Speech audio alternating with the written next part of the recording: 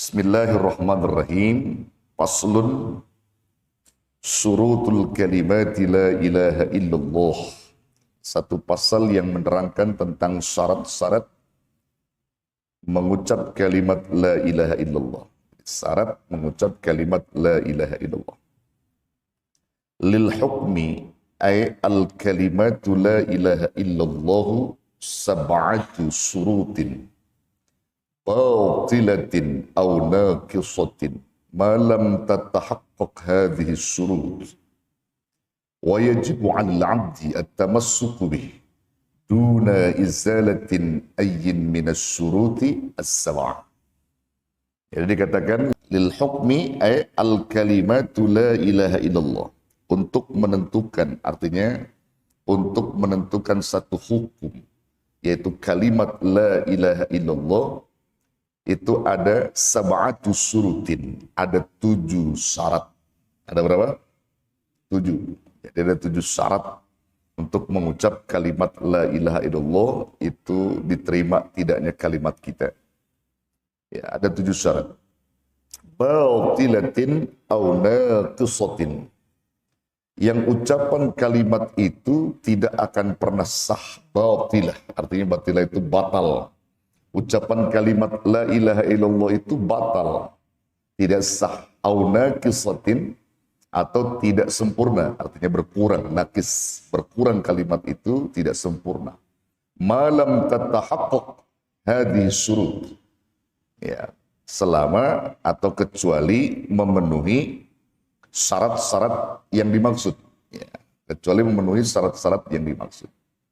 Wa yajibu 'alal 'abdi at-tamassuku bih. Wajib bagi seorang hamba untuk berpegang teguh kepada syarat-syarat itu. Duna izalatin ayyin minas syurut as-sab'ah, tanpa menghilangkan salah satu dari 7 syarat itu. Jadi tanpa menghilangkan salah satu dari 7 syarat itu. Atau kita ambil satu syarat aja dah, nggak bisa. 7-7-nya. Jadi 7-7-nya. Jadi harus punya 7 syarat. Jadi nggak mudah rupanya saudara mengucap kalimat la ilaha illallah itu, ya, diterima sama Allah, nggak mudah. Jadi ada syarat-syarat yang harus kita lalui, yang harus kita penuhi. Nah, syaratnya apa? 7 yang dimaksud. Wahia, yaitu 1. Syarat yang pertama untuk diterima kalimat la ilaha illallah yang kita baca selama ini, syaratnya adalah al-ilm, ay al-ma'rifah. Harus memahami, mengetahui tentang ilmu la ilaha illallah. Maksudnya di situ, ketika dia paham tentang la ilaha illallah, siapa Tuhan yang patut disembah di situ? Tidak ada Tuhan yang patut disembah kecuali Allah. Ya, tidak ada Tuhan yang memberikan rizki pada alam semesta ini, termasuk pada diri kita, kecuali Allah. La ilaha illallah, la raziqa illallah. La ilaha illallah, la ma'buda illallah. Tidak ada yang patut disembah kecuali Allah.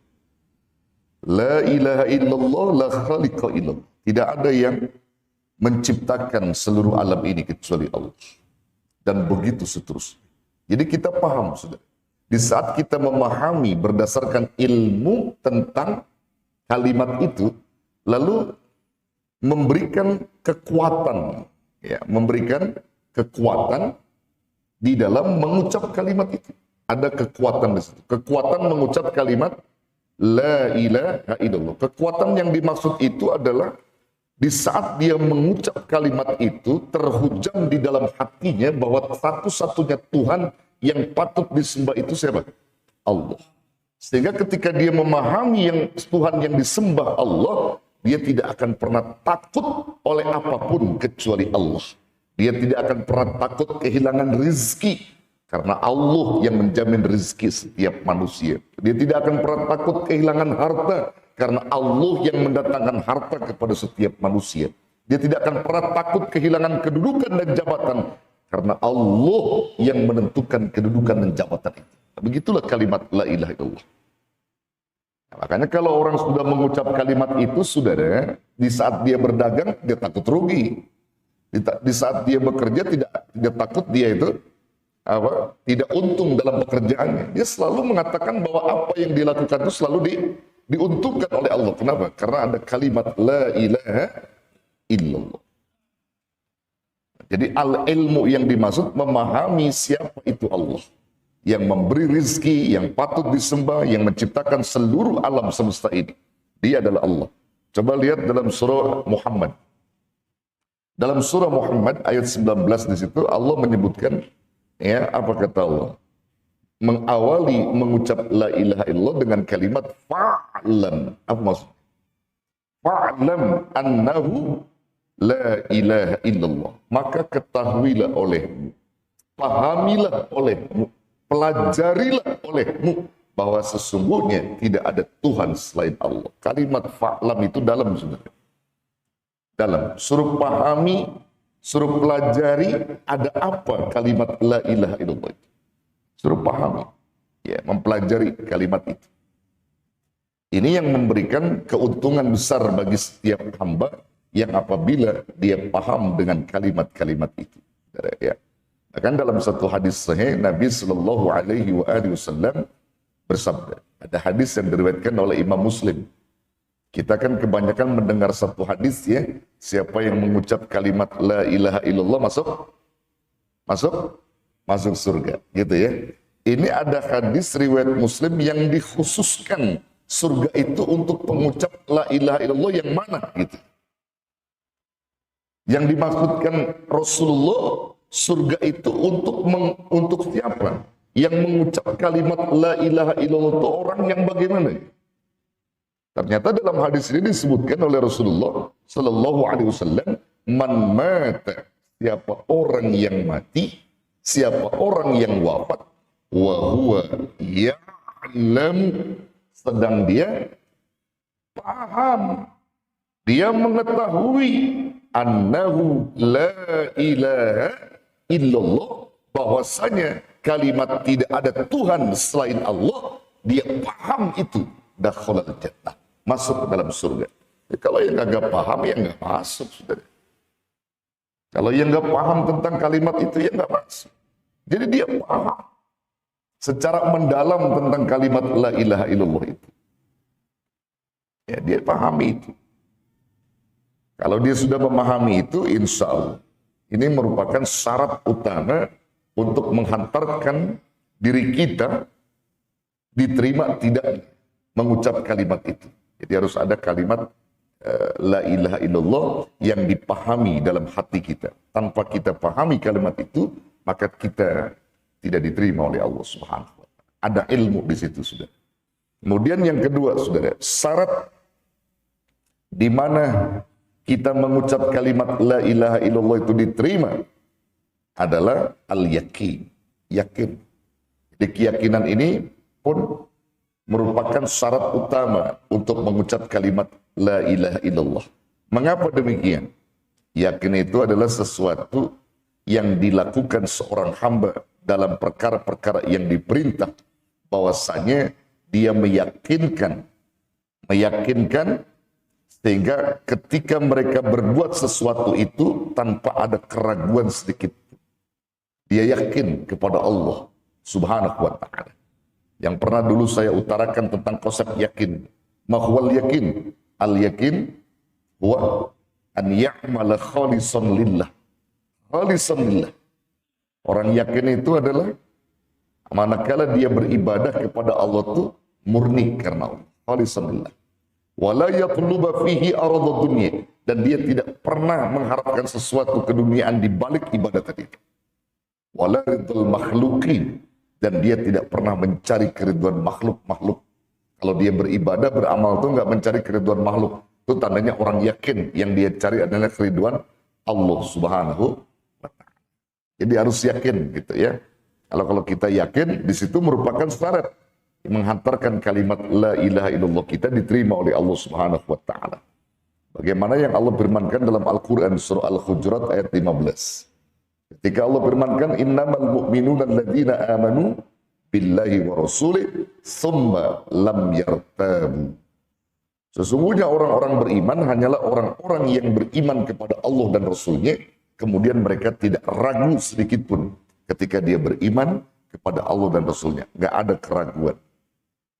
Karena kalau orang sudah ragu, ini yang menyebabkan orang itu ditolaknya sama Allah. Jadi apapun kalau ragu ditolak sama Allah.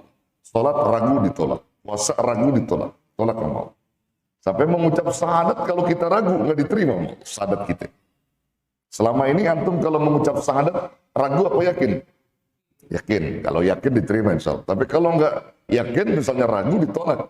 Itu sesuai dengan hadis Nabi. Ya, sampai kita mati sekalipun kalau kita nggak yakin dengan ucapan syahadat kita ditolak sama Allah. Dalam hadis riwayat Imam Muslim, Nabi Sallallahu Alaihi Wasallam bersabda, kata Nabi apa? Asyhadu an la ilaha illallah wa anni Rasulullah la yalqallahu bihima abdun ghairu syakin fihima illa dakhalal jannah. Aku bersaksi bahwa tidak ada Tuhan selain Allah dan sesungguhnya aku adalah utusan Allah. Jadi siapa yang mengucap kalimat itu tuh, asyhadu an la ilaha illallah wa asyhadu anna Muhammadar Rasulullah, siapa yang mengucap itu, la yalqallahu bihima abdun ghairu syakkin fihima. Dan tidaklah ia berjumpa kepada Allah dengan dua kalimat tadi. Tidaklah dia berjumpa kepada Allah dengan dua kalimat tadi, yaitu seorang hamba tanpa ada keraguan sedikit pun dari dua kalimat itu. Jadi kalau dia mengucap itu nggak ragu, dia yakin. Maka orang itu kata Nabi apa? Illa kecuali dakhalal jannah. Dia akan masuk ke dalam surga. Kalau yakin. Makanya orang kalau nggak yakin ya nggak masuk ke surga. Harus yakin tadi. Ilmu yakin. Ini menghantarkan dia ke dalam surga. Itu yang kedua. Kemudian syarat yang ketiga apa? Syarat yang ketiga untuk diterimanya kalimat tauhid itu adalah al-qabul. Apa qabul? Qabul itu apa? Menerima dengan hati yang tulus. Jadi kalau ada kalimat itu datang kepada kita, hati kita terima nggak kira-kira? Harus terima. Terimanya dengan tulus. Jangan kita, apa istilahnya, menolak gitu. Harus qabul, harus terima. Nah, sebagaimana Allah Subhanahu wa taala menuturkan di dalam Al-Qur'an bahwa Rasul semua mereka beriman kepada apa yang diturunkan oleh Allah. Dan mereka para Rasul menerima apa yang menjadi ketentuan Allah tadi. Ya, begitu juga malaikat-malaikat orang beriman, semua beriman kepada Allah, Rasul, kitab-kitabnya dan seterusnya. Sehingga tidak ada yang dibedakan antara seseorang dengan para rasulnya. Kemudian mereka berkata, kami mendengar lagi kami taat. Seraya berdoa, ya Rabb, ampunilah segala dosa-dosa kami. Karena Engkau adalah Tuhan yang memberikan ampun. Dan kepada Engkau lah tempat kami kembali. Itu ada dalam surah Al-Baqarah 285 yang sering dibaca kalau lagi tahlil. Amanar rasulu bima unzila ilaihi min rabbihi wal mu'minun kullun amana billahi wa malaikatihi wa kutubihi wa rusulih la nufarriqu baina ahadin min rusuli wa qalu sami'na wa ata'na ghufranaka rabbana wa ilaikal masir. Itu surah Al-Baqarah sering dibaca itu, menerima tentang apa yang diturunkan oleh Allah. Quran diturunkan Allah, berisi kalimat tauhid di dalamnya, berisi ibadah di dalamnya, kita terima. Ketika kita sudah menerima semua itu, dia menghantarkan keabsahan daripada kalimat la ilaha illallah itu. 3. Kemudian yang keempat, saudara, sah tidaknya kalimat la ilaha illallah itu syaratnya adalah al-inqiyadu. Al-inqiyad, apa inqiyad itu? Tunduk patuh. Jadi kalau kita udah nerima tadi itu, kita harus tunduk kepada kalimat itu. Kita tunduk kepada kalimat itu. Kalau kita sudah tunduk pada kalimat itu, maka Allah Subhanahu wa taala pun akan memberikan satu bentuk pertolongan kepada kita dan mengakui bahwa kita sebagai hamba yang benar-benar patuh serta tunduk kepada perintah-perintah Allah. Al-inqiyad, ada ketundukan dan kepatuhan. Wa qala ta'ala wa anibu ila rabbikum, wa anibu ila rabbikum, dan kembalilah kalian semua kepada Tuhan. Wa aslimu lahu min qabli ayyatiyakumul adzab thumma la tunsarun. Kembali kamu semua kepada jalan Tuhanmu, kepada Rabbmu, lalu kemudian wa aslimu lahu, pasrahlah kamu, tunduklah kamu semua kepada Allah. Min qabli ayyatiyakumul adzab, sebelum datang kepada kalian siksaan, thumma la tunsarun, kemudian Allah tidak akan pernah menolong kalian. Jadi sebelum datang siksaan Allah kepada kita, segera kita kembali kepada Allah dengan penuh keyakinan kita, ketundukan dan kepatuhan kita kepada Allah. Termasuk kalimat la ilaha illallah, harus ada keyakinan dalam hal ini, ketundukan yang jelas kepada Allah Subhanahu wa taala. Itu yang keempat. Kemudian yang kelima, syarat utama kalimat la ilaha illallah as-sidqu. As-sidqu, membenarkan. Membenarkan kalimat tadi itu. Jangan sampai kita dustakan kalimat as-sidqu itu. Kalimat la ilaha illallah itu harus kita benarkan. Makanya Allah Subhanahu wa taala berfirman apa? Supaya kita itu selalu bersama orang-orang yang benar. Jangan sampai kita itu menyimpang dari apa yang telah digariskan oleh Allah. Allah berwasiat kepada kita untuk bertakwa. Setelah kita bertakwa, kita disuruh berkumpul bersama orang-orang yang benar. Ya ayyuhalladzina amanu taqullaha wa kunu ma'as shadiqin. Wahai orang-orang yang beriman, bertakwalah kalian kepada Allah dan jadilah kalian semua. Jadi di situ maksudnya kalian harus bersama orang-orang yang benar. Jadilah kamu bersama orang-orang yang benar. Jadi orang yang benar itu di sini sulit dicari, saudara. Orang-orang yang jujur itu sulit dicari. Tapi insya Allah orang-orang yang duduk di majelis ilmu, insya Allah orang itu pada benar semua. Insya Allah. Nabi Shallallahu Alaihi Wasallam juga pernah menyebutkan tentang kejujuran ini di dalam mengucap kalimat la ilaha illallah yang dapat menghantarkan pelakunya masuk ke surga kalau jujur itu. Wa qala Nabi Shallallahu Alaihi Wasallam, man qala la ilaha illallah shadiqan min qalbihi dakhalal jannah. Siapa orang yang mengucap kalimat la ilaha illallah shadiqan dengan penuh kejujuran, ya, dengan penuh kejujuran, min qalbih, dari hatinya, dakhalal jannah, masuk ke dalam surga. Tuh. Jadi shadiqan, dia membenarkan kalimat la ilaha illallah itu. Kemudian yang keenam, syarat menghantarkan sempurna tidaknya kalimat la ilaha illallah kita adalah al-ikhlas. Kita ikhlas. Niat kita itu tulus karena Allah, bukan karena yang lain. Ya, niat kita tulus. Atau nanti antum bisa buka surah Al-Bayyinah ayat 5. Wa ma umiru illa liya'budullaha mukhlishina lahuddin. Tidaklah mereka semua diperintah oleh Allah untuk beribadah kecuali untuk memurnikan ketaatan kepada Allah. Jadi kalau dia beribadah, murni taatnya, ikhlas, murni karena Allah semesta. Termasuk mengucap kalimat tauhid tadi, la ilaha illallah, kudu murni, tanpa mencampurkan sesuatu di dalam kalimat itu, apalagi mau riya, mau ujub. Ya, jangan kita masukin di situ. Harus murni karena Allah. Yang terakhir, untuk menyempurnakan atau sempurna tidaknya kalimat la ilaha illallah, maka syarat terakhir itu adalah al-mahabbah.